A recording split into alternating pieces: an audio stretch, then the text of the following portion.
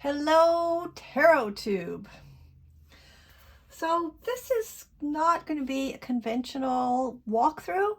I just got back from a trip with my beloved child, adult child, to Italy. And the trip was not what we had planned, but it was still a glorious, wonderful adventure. I did not think that I was going to have time to explore anything about tarot or tarot. It just wasn't going to fit into our plan, but as things evolved, I do have a little souvenir, and I have a lot of thoughts that I thought I would just kind of incorporate into showing you this deck that I found. Now, this is just a Lo Scarabeo deck. I'm not sure if it's available in the US. I haven't looked into that yet. It may be. Although I do know that people have been talking about it in the US. So at some point it definitely was. So how did I get here? Well, I've got my little props because I wanted to talk about how I was raised Italian Catholic. And although I am no longer practicing in a really traditional way, there are some things that always felt comfortable and right to me. And spending all that time in Italy and going in and out of churches, and a relative is studying to be a priest there, and we were able to share a meal with him and spend some time and have a pretty meaningful conversation. It just helped me get in touch with my roots a little bit, which I'm actually going to talk about that a little bit more. But I just wanted to say that as an introduction, there are things that have been part of my spiritual practice in the last, I don't know, decade or two, that just felt right. And I didn't really try to figure out why that would be. But then suddenly, there it was. It's like it got plopped into my lap, and it was very exciting to get in touch with that while I was with my adult child, who was not certainly exposed to my cultural and spiritual background, but it didn't really influence her much. So it was it was just good for me, and I think good for our relationship, for her to see this side of her mom that she may not have been fully aware of. I mean, knew, but didn't experience it. And so it was nice for me that we could go into a church together, neither one of us, full practicing Christians in any way, but be able to just sit there and feel that sense of peace together. It was a really beautiful experience. Okay, so I've really deviated off the tarot here, but I'm coming back, I promise. So here's a thing, beads, right? I've been using mala beads, but of course that felt comfortable to me because rosary, right? How many thousands of times literally have I said a rosary? Incense, frankincense and myrrh. That is a familiar smell. Of course I still use that. It's so natural, lighting candles. This is a Virgin Mary, Mother Mary, whatever, from my youth. This was a birthday gift, a very much desired item. I still have it. I don't wear it, but I still have it. So it's like, oh, okay, no wonder all this stuff just resonates with me. And so now here we go. Getting to this deck, I promise. Here it is. So even though I wasn't going to go shopping, go to any metaphysical stores or anything, just because we had a lot of time in Rome, which we hadn't planned on, just walked into a Barnes & Noble type chain store. We saw several of these stores around, and there was this beautiful deck. So I picked it up, and it was kind of entertaining for me because the only Lo Scarabeo decks I have are the little tuck boxes, and I mean, I have some decks that I really love, but nothing this fabulous, right? So if you're not familiar with it, this Sola Busca, it comes in this fabulous box, and it has a really lovely, lovely guidebook that explains exactly what this deck is. It's several languages, of course, because it's Lo Scarabeo. It's just fabulous. And yeah, it's really lovely. And you can see it's brand new. This is like so super stiff. And the cards are museum quality, according to our publisher. I have no reason to doubt it. So I am just going to sort of walk through this and just kind of talk about my trip and this deck.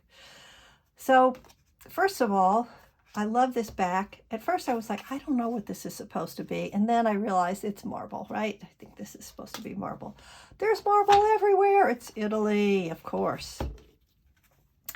So whenever I see people talking about these reproduction decks, I'm always thinking, well, it's hard for me to really personally relate to this art.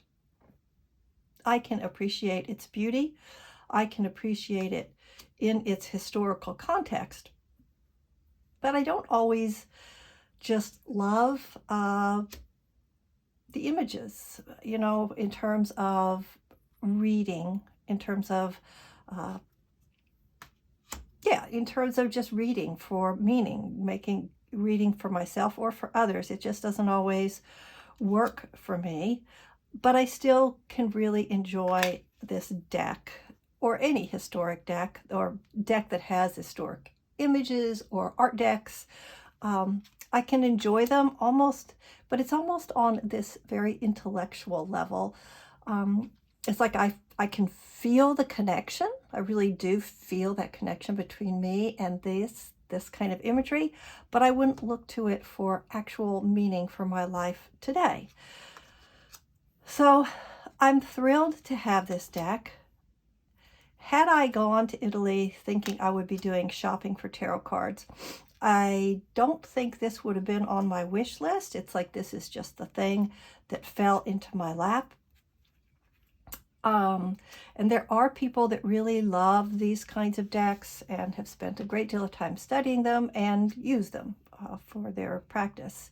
One of them is Modern Metaphysica Man.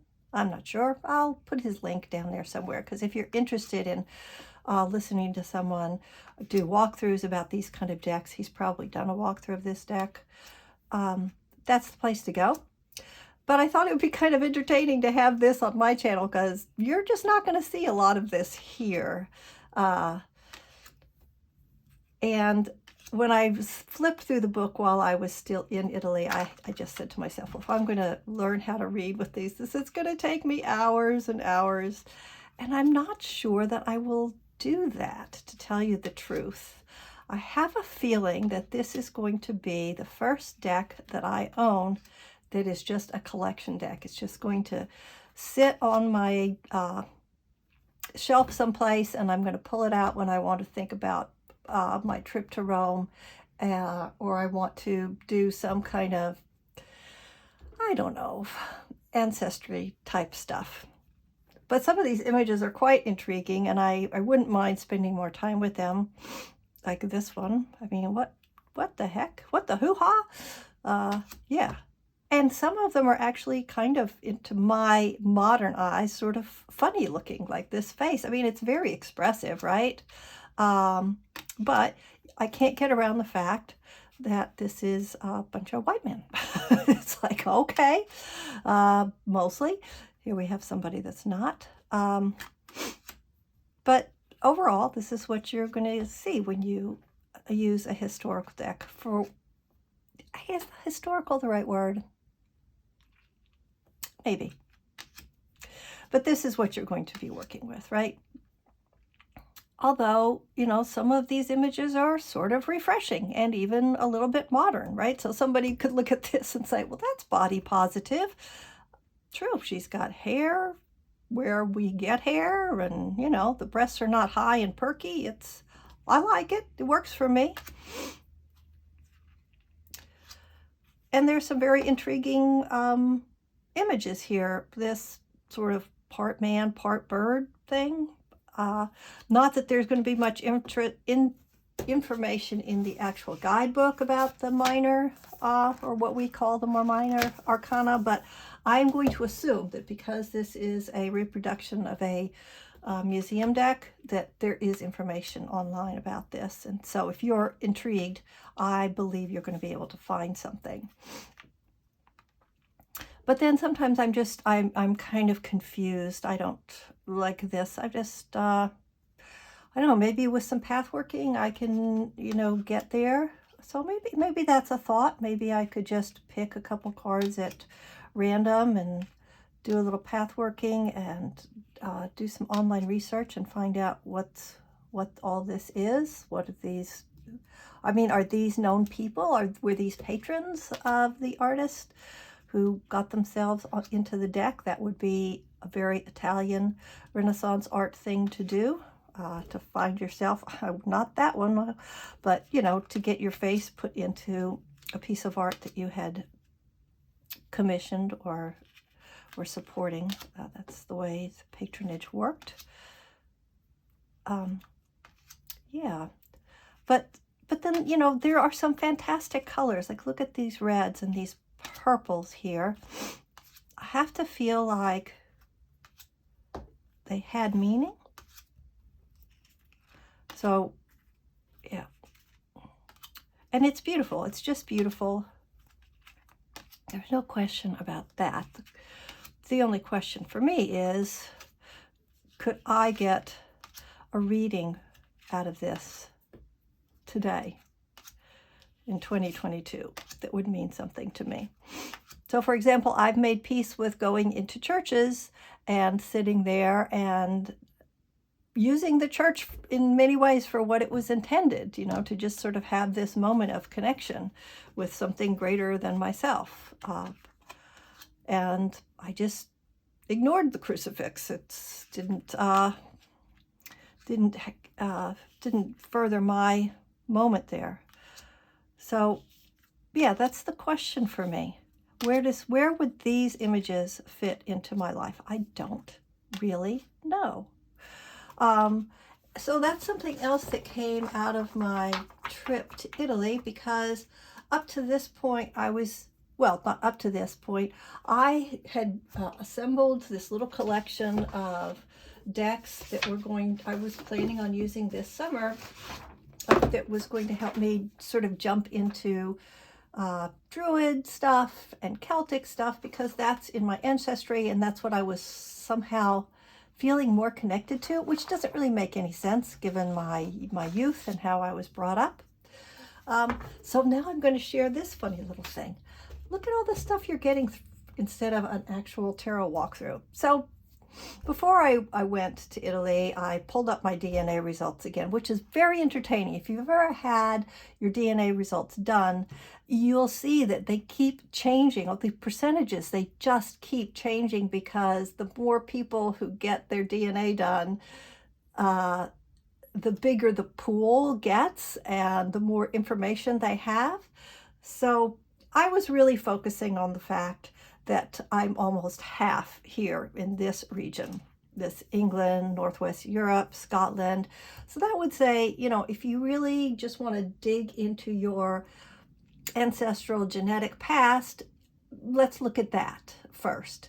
And my Italian had been down at 30%, but now it's up to 41%. And I knew it was from this part of Italy, but I had thought it was a little more north. I don't think the boot really shows up too well because of the way the map is highlighted. And I knew that I had some over here, but I thought I had more here, and now it's not showing up at all. And I have absolutely no idea what this Aegean Island and Balkans thing, really? But that's the entertaining thing about DNA. So there it is. There's the numbers. They say that the numbers don't lie, but I'll tell you that the numbers do shift. And then there's one other thing, and now we're finally going to get back to tarot again, strictly tarot. So one of the things that just charmed and delighted me the entire time that I was in Italy was listening to people say my name. So I'm not completely out of the closet yet, so I'm not going to write out my whole name. But I will write out the last part of my name. Okay, there's a little bit there. This is how my name ends. And I know that this is pronounced Rocky because my grandfather came from Italy and I heard him say our name. And my father certainly knew how to say it. He grew up in a bilingual household. Well, not bilingual. His parents never really spoke English. Anyhow, there's that. And then look, here's this. This is the game, right? That what we generally call tarot. This is the game that it came out of. Look at this. Look at what I have in common with that. Right? And I hadn't really thought, I mean, it's like I knew about this, but I hadn't really spent any time thinking, well, then that was inevitable. I had to, that had to happen. But it really felt inevitable while I was in Italy that this was going to happen in my life, although no one from my youth could have ever predicted this. You know, I was a good little Italian Catholic girl. There's no way around that. So yeah, that's what I had to, that's what I thought I would share. So I'm sharing something about myself. I'm sharing something about a trip and what it meant to me. And I'm sharing a deck that is new in my collection, very different from most of my other stuff. And we'll see if it becomes something I actually work with. I'm sure I will make another video about that because it would be uncharacteristic for this to become part of my practice. But we'll see. You just never know, right? In the meantime, like I said, if you're interested in this kind of stuff, the channel that I'm familiar with, I will link it up here or down there or maybe both, so you can pursue that if you're interested in this sort of thing. And yeah, so I hope everybody who's out there in the tarot land has a moment that kind of, let's say, sparks joy, where you are exploring your own ancestral, cultural, genetic, geographic connections with the cards, and you discover something exciting for yourself. So this is a very personal journey. Thank you for listening. It was really just a very wonderful thing for me to get out there into the open, sort of like a journaling in a way, and it was fun. And if you made it to the end, I thank you very much. That was very patient of you. And yeah, I just hope you have all the best things and that you connect with some decks in ways that are truly meaningful. If you liked it, of course, blah, blah, hit the like button, subscribe. You get the idea. But you know what? Subscribing based on this deck wouldn't get you more of that same content. Full disclosure. All right. Take care. Bye-bye.